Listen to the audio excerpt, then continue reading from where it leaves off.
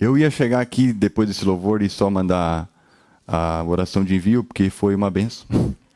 Não sei se precisava pregar. Foi muito gostoso, Marcos, de novo. E... Mas enfim, tenho que pregar sobre 2 Timóteo, capítulo 2. Eu dividi esse sermão em 3 partes. A primeira, três convites, por assim dizer.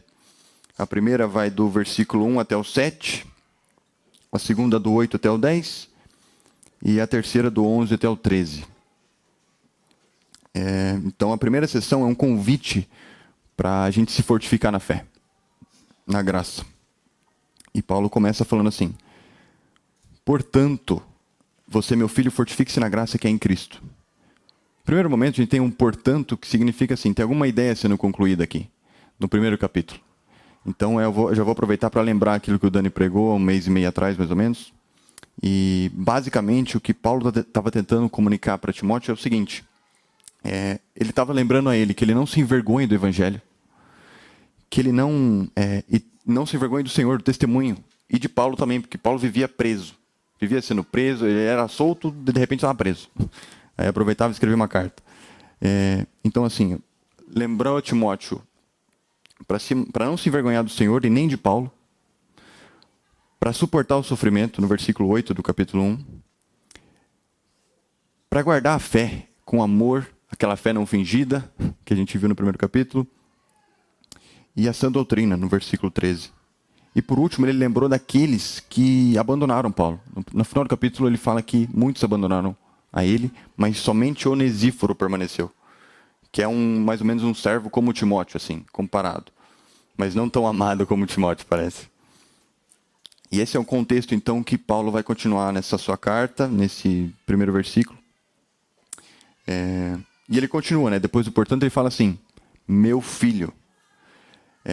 Eu não sei se na Bíblia tem alguma parte que fale que Paulo citando alguém como meu filho, tipo esse carinho profundo. E ele vai ressaltar isso em Filipenses, capítulo 2, versículo 22. Ele fala assim: mas vocês sabem que Timóteo foi aprovado, porque serviu comigo no trabalho do evangelho como um filho ao lado do seu pai. Então ele nutria esse carinho profundo como um filho espiritual mesmo. Timóteo era um filho espiritual de Paulo. E ele confiava tanto em Timóteo a ponto que, assim, Timóteo escreveu com Paulo as cartas aos 2 Coríntios, escreveu Filipenses, Colossenses, 1ª e 2ª Tessalonicenses e Filemão. Então, assim, Timóteo acompanhou Paulo na segunda viagem missionária e escreveu todos esses livros junto de Paulo. Então, ele conviveu muito. Tipo, ele teve uma vivência muito, assim, vida na vida mesmo de Paulo. Então, tudo que Paulo nutre de carinho por ele, ele viu, não só tipo recebendo por carta, que é diferente, né? E ele termina esse versículo falando assim: fortifique-se na graça que é em Cristo Jesus. O que ele quer dizer com fortificar na graça? Por que ele apenas não escreveu assim, fortifique-se, fique firme, ou continue perseverando? Mas não, é que ele dá uma ênfase na graça que é em Cristo Jesus. E até na primeira carta ele fala muito sobre Cristo, e Cristo, é por causa de Cristo. Aquilo lá é Cristo, então aquilo também é Cristo. Então, assim, é uma ênfase que ele quer deixar, tipo assim, você tem que se esforçar, mas confie em Cristo. Seguir o exemplo de Cristo. Paulo, quando ele escreve a primeira carta de Coríntios, no versículo 10 do capítulo 15, ele fala assim: mas pela graça de Deus sou o que sou. A sua graça para comigo não foi em vão. Antes trabalhei mais do que todos eles. Contudo, não eu, mas a graça de Deus comigo. Esse fato, essa vontade de Paulo de querer que Timóteo fosse forte na graça, tem a ver com a estrutura espiritual que Paulo queria que Timóteo tivesse, desenvolvesse. Só assim ele poderia estar pronto para a batalha, ele poderia encontrar força na fraqueza, que é aquele meio paradoxo que Paulo fala em 2 Coríntios 12, do 9 ao 10. Tipo, quando eu sou fraco que sou forte, somente a tua graça me basta. E também suportar com alegria as tribulações. Porque se não, né, se a gente não tem essa estrutura espiritual, né, com vigor e bem formada, vai ser como Jesus disse em Lucas 6, 47 ao 49. É como o homem que constrói a casa sobre a areia. Ou seja, não tem sustentação. A gente não vai estar pronto para enfrentar a batalha e nem para suportar a tribulação ou a fraqueza, ou encontrar alegria na fraqueza. E também assim, a gente acaba se enganando, como diz Tiago. É como ter aquela fé que não tem obras. Então, ele segue falando assim, com relação à fidelidade. No versículo 2, ele pede para que Timóteo conte com homens fiéis e capazes de ensinar. Por que Paulo pensava assim? Por que Paulo orientava Timóteo dessa maneira? Várias testemunhas que ouviram, né, conforme diz nesse versículo, várias testemunhas que ouviram distorceram a mensagem de Paulo e levaram para outro caminho. Confundiram igrejas, tanto que assim, as cartas de Paulo não seriam necessárias se não tivessem distorcido o evangelho. Então assim, ele fala assim, confie em homens fiéis e idôneos. E ele queria que a mensagem do evangelho fosse difundida de maneira fiel, sabe, sem deixar que o risco abalasse, sem que a comunicação do risco fosse não fosse deixada de lado. Tipo assim, você quer seguir a Cristo? Lembre-se que ele falou, tome a sua cruz. Vai ser difícil, não vai ser fácil. E o fato, para ele seguir nessa direção, ele precisaria se fortificar na graça de Jesus. E ter a mente de Cristo.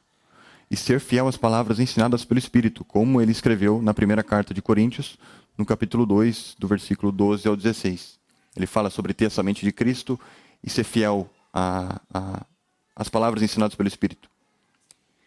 E assim como um soldado no campo de batalha, Timóteo tinha que ser estratégico aqui. Ele tinha que escolher bem as pessoas com que ele ia confiar e que ele ia, sabe, confiar na missão.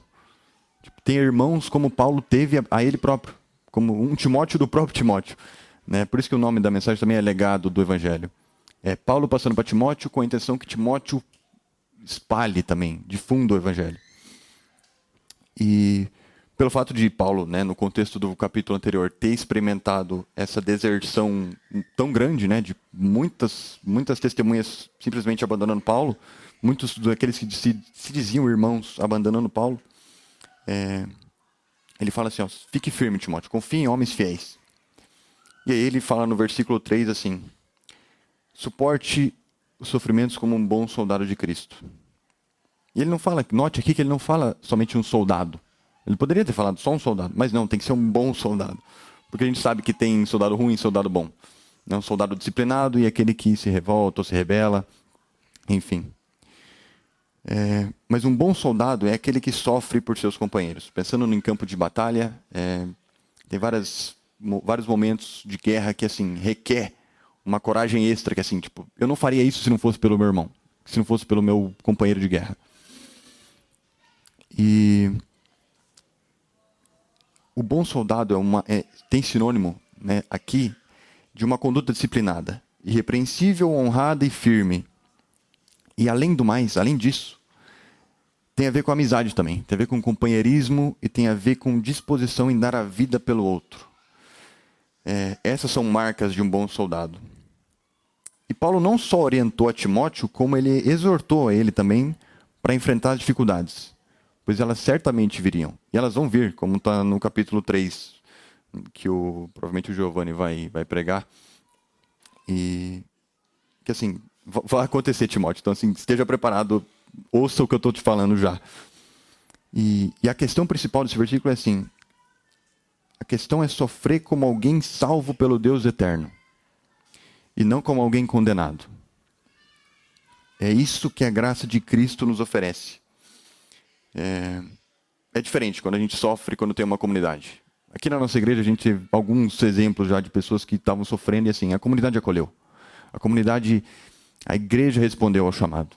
Então, isso é incrível, é incrível. E isso que é a graça. É a graça do Evangelho sendo manifestada na nossa vida, a vida comum, a vida na vida. Isso é maravilhoso. E ele segue no versículo 4. Ele vai começar dando 3 exemplos aqui. O soldado, o atleta e o trabalhador.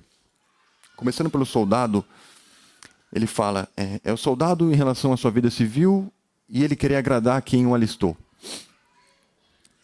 Nenhum soldado obediente se desvia da missão por interesses próprios. o soldado na guerra, ele faz da missão o seu objetivo de vida. É aquilo que ele mais quer. Ele quer concluir a missão e chegar para quem alistou ele, para o comandante, para o general, e falar: ó, missão cumprida. Eu concluí a missão. E o fato de agradar ao comandante é o maior prazer, é a maior alegria, é mais do que satisfação temporária, é qualquer, um descanso. Agradar ao Senhor é muito mais que isso.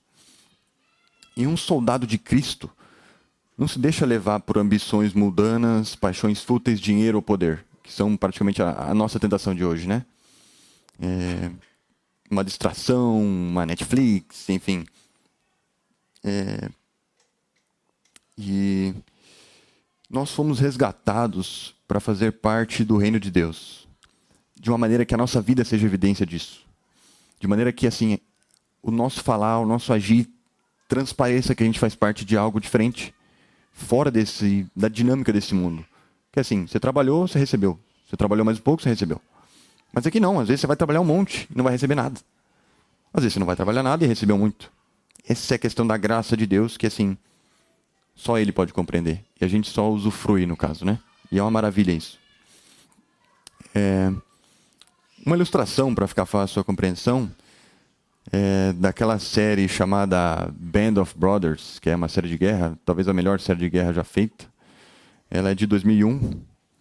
E no episódio 7 tem uma situação seguinte, assim. Em um combate onde o plano era avançar sobre as tropas alemãs, o tenente Dyke ficou paralisado paralisado com medo. E o seu pelotão ficou perdido, decidindo recuar. Imediatamente, o coronel Winters o retira do comando e coloca outro em seu lugar, que reestabelece a ordem no pelotão e o faz seguir com a missão para conquistar o objetivo. Durante a narração, o tenente Lipton, que faz a narração do episódio, ele fala o seguinte: o tenente Dyke não era um líder ruim porque ele tomava decisões ruins. Ele era um líder ruim porque não tomava nenhuma decisão. E isso às vezes afeta a moral de um pelotão de uma maneira que é absurda. Tipo, o fato de você não ter um líder que você confie, que vai fazer aquilo que ele está pedindo para você fazer, sabe? Tipo, eu não te pediria isso se eu não fosse fazer. Se eu não fosse capaz de fazer ou se eu não tivesse a coragem de fazer. E aqui a ilustração é essa. Timóteo, seja um bom soldado. Seja um soldado que honra o Evangelho, que honra aquilo que eu estou te comunicando. Seja fiel não só a mim, mas ao Evangelho. E aí ele vai passar para o exemplo do atleta, como ele já deu em algumas outras vezes, né, sobre correr a corrida e não se cansar. Aqui ele volta a usar esse exemplo do atleta que só é vitorioso competindo sobre as regras. O que isso quer dizer? O que isso mostra, né? Aqui um ponto com relação à integridade. O atleta que inventa suas próprias regras, ele não vai conseguir conquistar a vitória. Porque ele não vai estar correndo no meio da competição. Tipo, ele não vai estar com as regras pré-estabelecidas. Então não adianta ele... Eu vou cortar um caminho aqui, ninguém vai ver, vou chegar antes, enfim. Não faz sentido. Ele não vai conquistar a vitória. E mesmo que ele conquiste, vai ser contestado depois. No caso nosso, aplicando a parte do reino e a nossa vida como cristão, não tem saída, né? A gente pode trapacear o quanto a gente quiser. E só o nosso coração. Deus sabe o nosso coração. Então, é por isso que é bom, assim, Deus estabeleceu as regras para a nossa vida espiritual. A gente tem a Bíblia, a gente tem várias instruções incríveis aqui. E quando a gente conhece a Bíblia, a gente começa a participar mais firme, mais ativo nessa jornada de cristão. E uma ilustração bacana aqui, não sei se vocês conhecem, mas um cara ficou muito famoso uns anos atrás, um ciclista chamado Lance Armstrong. Ele foi considerado o maior ciclista da história, se não fosse porque ele usava esteroides. Só para você ter uma ideia, tipo, a maior corrida que existe de ciclismo chama-se Volta da França. Ele venceu essa corrida 7 vezes, seguidas, de 1999 a 2005. É uma corrida que demora um mês inteiro na França. Tipo, talvez começa na Dinamarca e corta a França até o final dela. E assim, tem que ter muito preparo para ganhar essa corrida. Ainda mais 7 vezes seguidas. Mas aconteceu que assim, por conta de doping, ele perdeu todos os títulos conquistados desde 98 e foi banido do esporte. Então, assim, talvez seja a história mais cabulosa assim, de doping da história do esporte. E tem várias outras que a gente conhece, sei lá, do futebol brasileiro, enfim. Mas acho que essa é que mais teve mídia, assim. E daí Paulo vai seguir para o terceiro exemplo, no trabalhador que trabalha arduamente. Então, primeiro o soldado, depois o atleta e agora o lavrador, que ele fala, né? A diferença do trabalhador é que, assim, ele não trabalha por algum holofote ou por alguma premiação. Em resumo, assim, ele trabalha porque ele sabe que ele precisa fazer aquilo. Não tem algum prêmio que está esperando ele, não tem ninguém está olhando para ele enquanto ele está fazendo. Então, o que isso mostra para a gente hoje é assim: não há espaço para preguiçosos no reino de Deus. Nem para aqueles que trabalham duro só quando tem prêmio ou holofote, ou quando alguém está olhando. Paulo, mesmo sendo chamado, abençoado e ungido, ele trabalhou incansavelmente. Foi preso várias vezes. E como o pastor David Guzik fala, algumas pessoas esperam algo em troca de nada. Mas a sabedoria consiste em perceber que muitas vezes você obtém resultados à medida que se dedica. Se você está se esforçando pouco na sua caminhada cristã, não deve esperar grandes resultados. É uma verdade que às vezes pode ser dura, mas é verdade.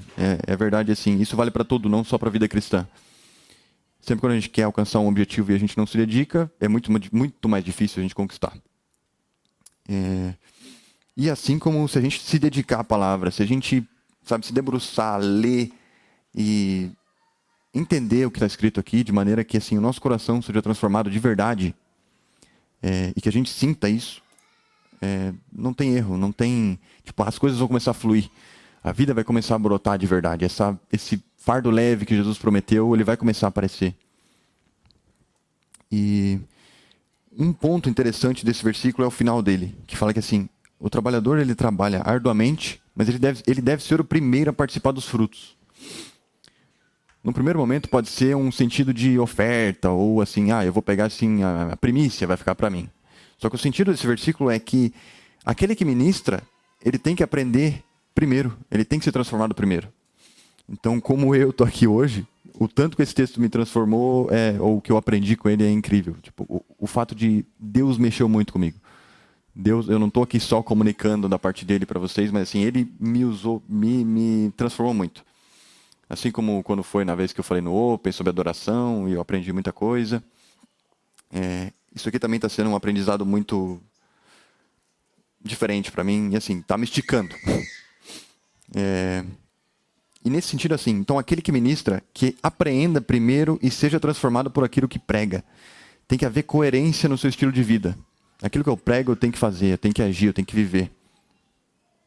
E a proclamação do evangelho, e mais, né? A proclamação do evangelho não envolve apenas aflição e sofrimento, que é o que parece que Paulo está falando, você vai sofrer, vai ter aflição, vai ser duro, mas não é só isso. Quando Paulo escreve aos Filipenses, junto com Timóteo, ele os saúda com alegria e gratidão. Ele fala, como é bom ter irmãos como vocês. Então, assim, ele também participa da glória, também participa dessa alegria, desse descanso, entre aspas, no meio da aflição. E a obra do Senhor naquela igreja de Filipe era um fruto digno de todo o trabalho árduo que Paulo teve, pela graça de Deus. E finalizando essa sessão, o Paulo fala assim, Timóteo, reflita no que eu digo e o Senhor vai te dar entendimento. Ou seja, Paulo não queria que Timóteo simplesmente aceitasse ou acatasse as palavras que ele estava falando. Ele poderia ter vivido por mais que ele tenha vivido tudo que ele viveu junto com Paulo, vendo e, sofrendo junto com ele, suportando, ele ainda queria que assim, medite, leia as palavras, leia o que eu estou te falando, pondere, seja sensato, e Deus vai ser fiel para te dar um entendimento disso tudo aqui. O fato de Timóteo já ter sido aprovado por Paulo, já ter viajado com ele na segunda viagem missionária, e ter vivido por mais ou menos uns 15 anos junto de Paulo, faz com que Paulo oriente ele a isso. Sabe, tipo, mesmo você tendo vivido, confie no Senhor. Se esforce, mas confie no Senhor. Trabalhe, mas confie no Senhor. Seja fiel primeiro, mas continue trabalhando. Não é porque você vai trabalhar que a fidelidade do Senhor vai ficar de lado, e nem que você vai confiar na fidelidade e deixar o trabalho de lado.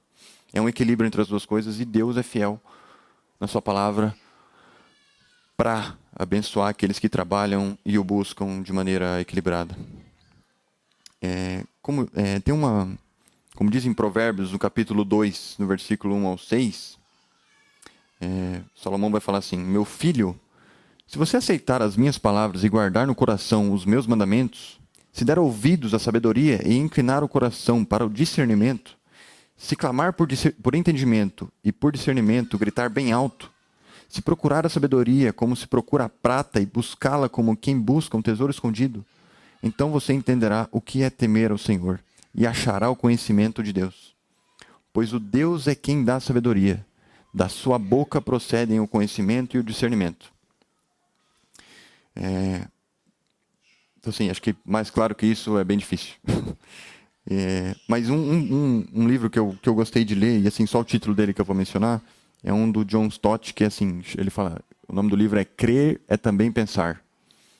Ou seja, não é porque você crê que você vai deixar de pensar, que você vai deixar de questionar a escritura de um modo que assim, eu quero saber mais, eu não quero duvidar, mas eu quero saber mais, eu quero entender o que isso aqui significa, qual que é a relação disso com Provérbios, com o Velho Testamento, enfim. É isso que essa passagem de Provérbios, né, para fechar essa primeira sessão, com o que Paulo está querendo transmitir para Timóteo. Seja como um bom soldado. Primeiro, fortaleça-se na graça. Confie em homens fiéis e com capacidade didática. Seja disciplinado e evite distrações como um bom soldado. Seja íntegro como um atleta que compete de acordo com as regras. Trabalhe duro e viva aquilo que prega. E por último, ore e reflita quando ler a palavra. Só umas verdades negativas, entre aspas, a respeito dos 3 exemplos. O soldado que para de lutar no meio do combate, ele nunca verá a vitória. O atleta que para de competir antes que a prova acabe, ele nunca vencerá. O lavrador, o trabalhador que para de cuidar do solo, ele nunca verá os frutos da sua colheita.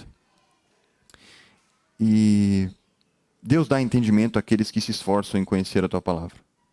Um exercício que eu apliquei nesse ponto, exatamente nesse versículo aqui, foi o seguinte, que acho que é legal compartilhar com vocês. Quando a gente lê a palavra ou lê uma passagem, tem uma pergunta bem cativante ou que nos leva a aprofundar um pouco mais, que é a seguinte: que verdade eterna Deus quer comunicar ao meu coração por meio dessa passagem? Esse é um exercício bacana depois de ler um devocional ou um trecho da Escritura. E ficar meditando sobre isso, ficar ruminando, é interessante. Agora, nessa segunda sessão, a partir do versículo 8, Paulo muda o tom e fala para ele: Timóteo, mas assim, eu falei isso tudo para você, mas eu quero que você lembre-se de Jesus, ressurreto, descendente de Davi, no versículo 8. É interessante pensar por que Paulo menciona essas palavras, né? Por que ele tem que citar Jesus como ressurreto e descendente de Davi? O que ele quer mostrar aqui são 2 aspectos. Que Deus, que Jesus no caso, como homem, ele morreu na cruz, mas como Deus ele ressuscitou para salvar todo aquele que nele crê. Então assim, pensando no contexto dessa carta, pensando na maneira como Paulo escreveu, aonde ele estava muito perto do seu leito de morte. Ele estava praticamente assim, na iminência de morrer. E lembrar de um filho espiritual tão querido, tão bem quisto como Timóteo, a ponto de escrever uma carta para ele. Falar sobre isso, falar sobre Jesus que morreu, mas que ressuscitou para Timóteo, para Paulo, deveria ser algo muito íntimo, assim, deveria ser algo muito profundo. Porque ele estava quase vendo, estava tipo, eu posso morrer a qualquer momento. O carrasco tá tipo, pode vir hoje, pode vir amanhã, enfim. Mas ele ainda lembra, Timóteo, o único sentido do evangelho é Jesus Cristo e a sua ressurreição. É isso que importa. E ele termina o versículo assim: conforme o meu evangelho. Eu até questionei assim, como que Paulo pode falar de meu evangelho? O evangelho é de Jesus. Mas o sentido aqui também é o seguinte, tipo, quando Paulo, ele prega o evangelho com a sua própria vida, ele se enche de Cristo, ele se esvazia e se enche de Cristo, para que o evangelho que ele pregue seja um evangelho verdadeiro, que ele faça aquilo que ele orientou com o trabalhador. Eu não apenas falo, eu não apenas escrevo as cartas, eu vivo o que eu estou falando. E era o evangelho dele, de Paulo, do mesmo modo que tem que ser o nosso evangelho. O evangelho de cada crente, de cada cristão. A gente tem que carregar essa mensagem de forma que, como eu falei antes, seja um testemunho. Seja algo assim que mude a vida das pessoas. Não precisa ser algo fantástico, estrondoso, mas assim, na simplicidade, na dinâmica da vida, num favor, num estender o braço, enfim. E ele segue no versículo 9 falando assim: eu sofro preso como um criminoso, mas a palavra de Deus não está presa.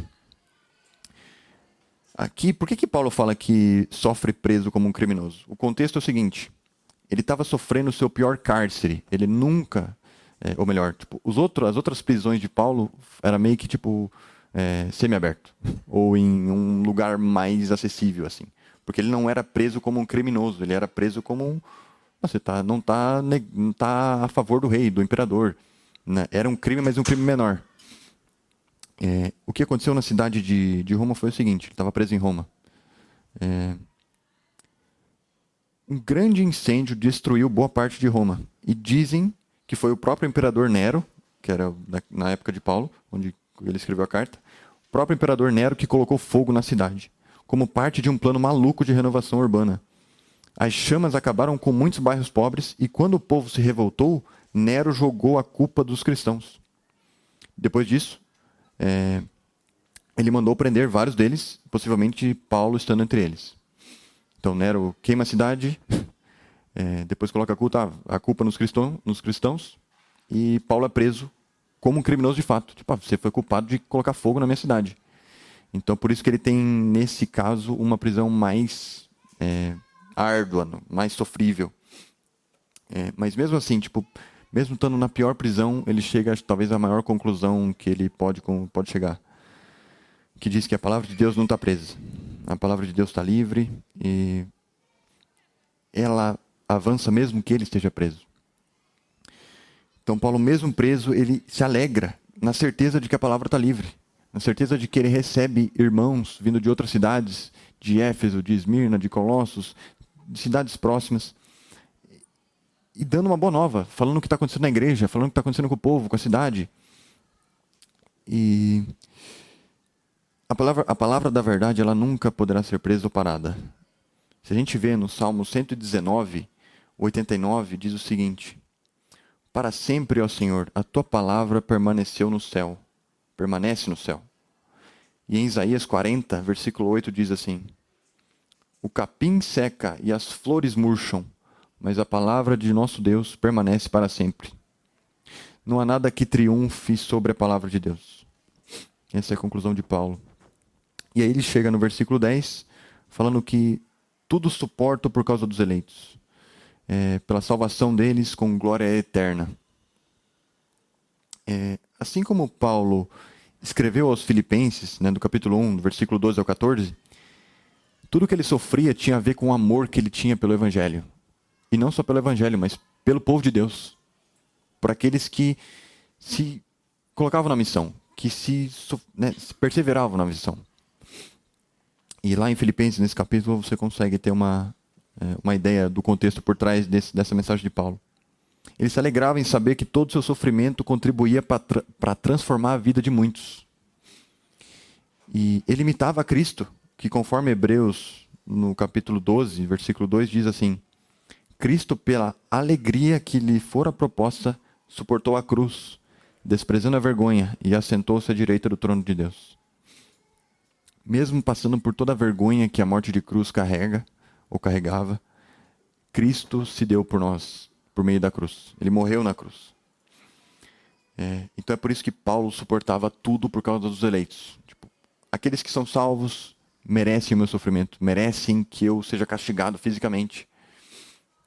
Isso é incrível. E ele fala que é da salvação de Cristo com a glória eterna. Qual que é o sentido aqui? Além da pregação de Paulo levar a salvação e a conversão de muitas pessoas, o que ele queria, além disso, era renovar a mente dessas pessoas. Ele queria que elas vivessem um relacionamento íntimo com Deus Salvador.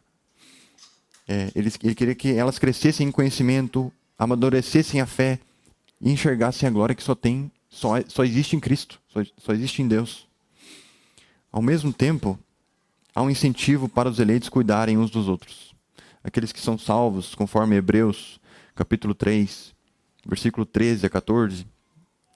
Aqueles que são salvos, encorajem-se uns aos outros todos os dias, durante o tempo que se chama hoje, de modo que nenhum de vocês seja endurecido pelo engano do pecado, pois passamos a ser participantes de Cristo, desde que, de fato, nos apeguemos até o fim à confiança que tivemos no princípio.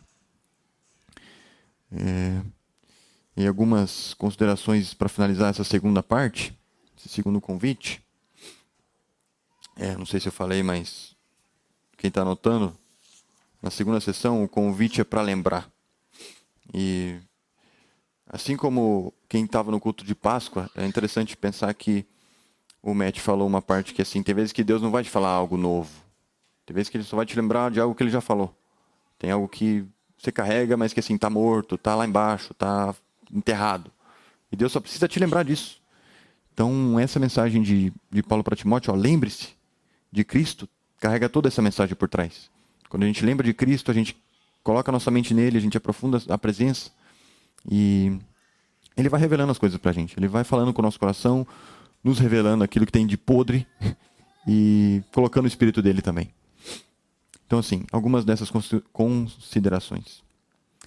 Lembrar-se de Jesus como filho de Davi, o Messias que ressuscitou, que veio para nos salvar e nos reconciliar com Deus Criador.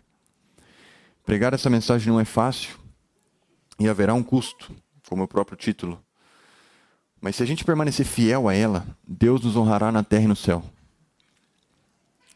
Nada pode parar a palavra de Deus, ela sempre avançará e Deus sempre vencerá, independentemente dos males que possam nos afligir. E a quarta consideração é: persevere pelos eleitos. Se empenhar não só pela sua salvação, mas também pelo seu relacionamento íntimo com o Deus Pai. E tem um texto, uma frase do John Piper que acho que fecha esse raciocínio. Ele fala assim: que o Senhor nos dê disciplina para amarmos uns aos outros como convém, porque a salvação eterna é um projeto de comunidade. Ou seja, mesmo que a salvação seja individual e Deus dá a quem Ele eleger, a gente está aqui reunido como igreja, como comunidade, para se edificar. A gente exortar uns aos outros, a gente se alegrar uns aos outros, a gente chorar uns com os outros. E é isso que significa cuidado da comunidade, essa vida na vida com relação ao cuidado com a nossa salvação. Na terceira sessão, para finalizar, é um convite que Paulo faz para confiar. Começando no versículo 11. Uma água aqui.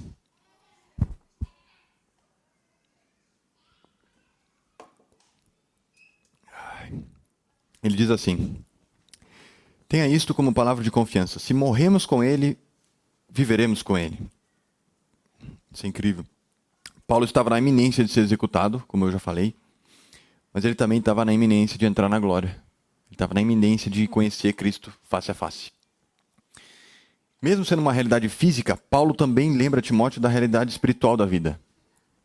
E aí, conforme ele já escreveu, em Romanos 6,4, qual que é o gesto que traduz a decisão de morrer por Cristo? Morrer com Cristo, para viver com Ele. Qual foi a base para Jesus ter respondido Nicodemos quando ele perguntou: como nascer de novo? O que significa isso? E Paulo explicou em Romanos 6,4 sobre o batismo. O batismo é o ato de mortificar a carne e vivificar o espírito. Ele que coloca o crente no caminho da santidade. E ele fala assim: portanto, fomos sepultados com ele na morte, por meio do batismo, a fim de que, assim como Cristo foi ressuscitado dos mortos mediante a glória do Pai, também nós vivamos uma vida nova.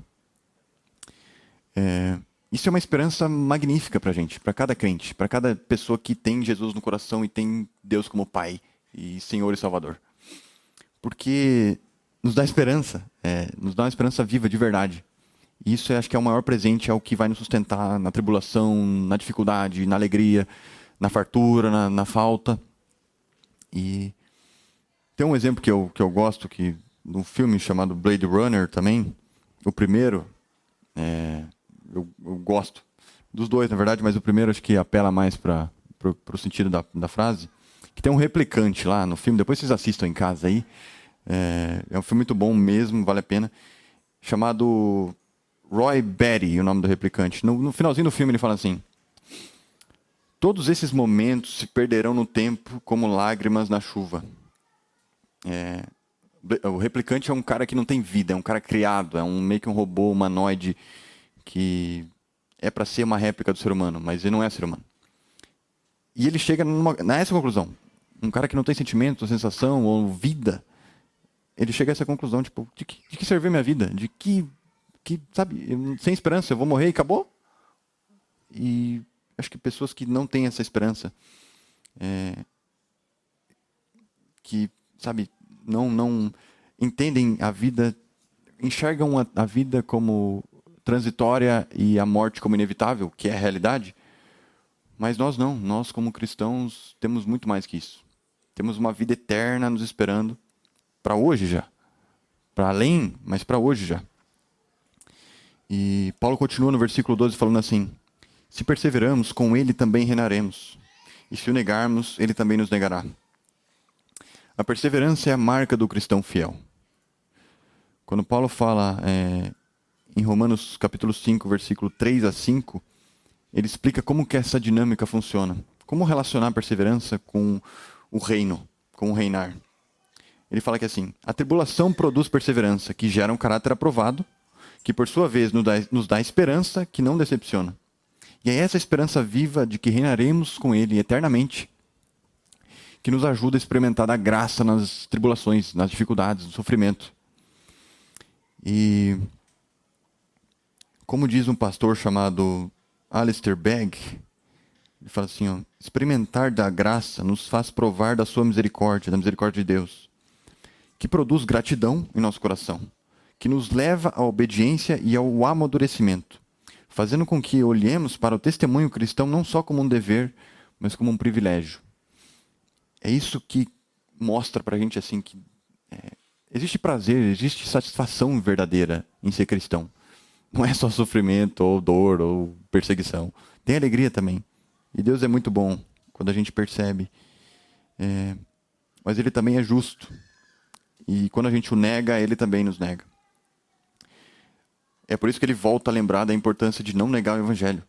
Ele fala para Timóteo: guarde a verdade, ensine a verdade, persevere nela, pregue a todo custo para que no final Cristo te reconheça e te faça reinar eternamente com Ele.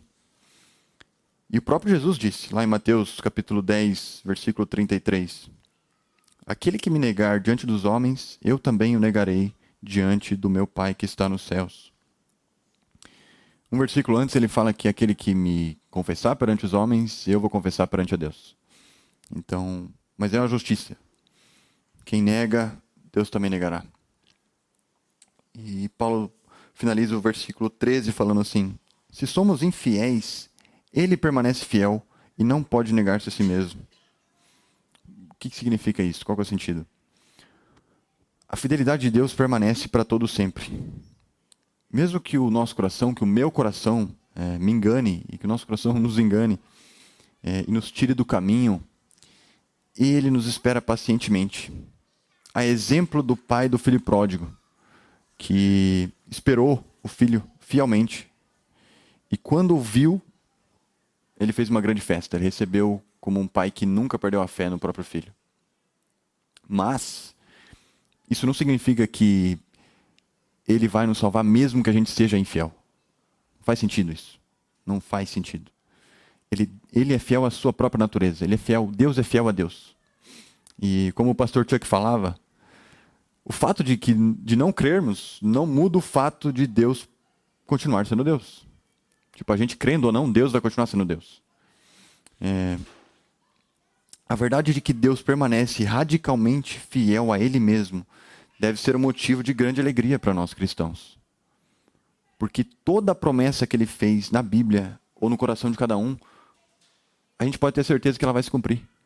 Não é palavra ao vento, não é palavra que talvez a gente fale com o nosso irmão ou o irmão fale com a gente. E, sabe, poxa, marcamos amanhã, 8 horas e ninguém apareceu. Deus não é assim, Deus sempre vai aparecer. E isso significa que a gente pode confiar de verdade nele. Então, se ele prometeu que a gente vai reinar, nos versículos anteriores, se ele prometeu que a gente vai reinar quando a gente perseverar, e que a gente vai viver com ele quando a gente morrer pra gente, a gente pode confiar nisso. Não é uma verdade, não é uma meia-verdade, ou não é um sofisma, não é uma mentira, sei lá, um contexto específico. Essa é a verdade.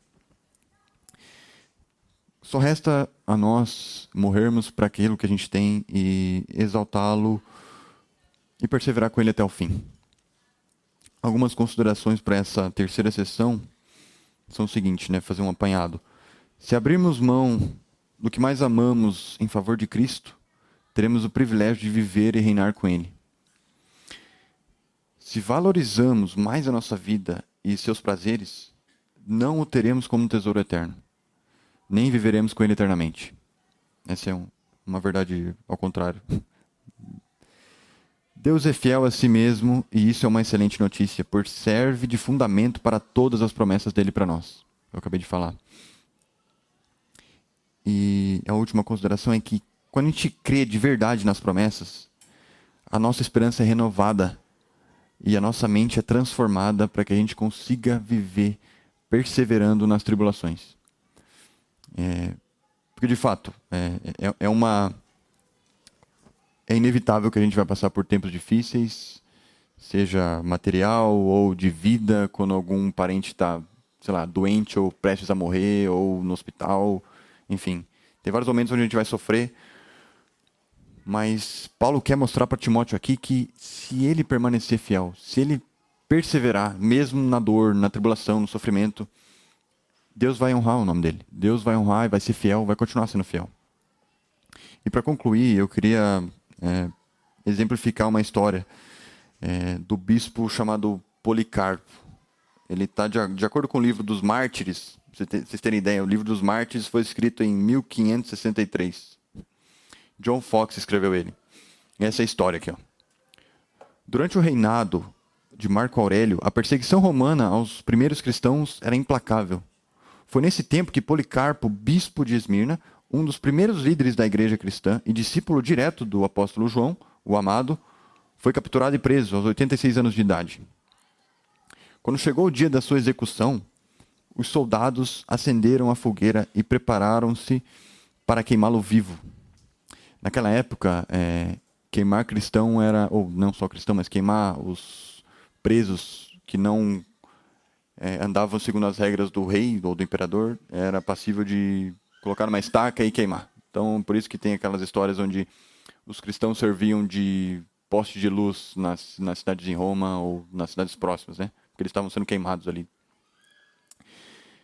E quando chegou o dia da sua execução, então, o executor chegou para Policarpo e falou assim: velho homem, você não precisa morrer assim. Negue a Jesus e poupe-se deste fim terrível.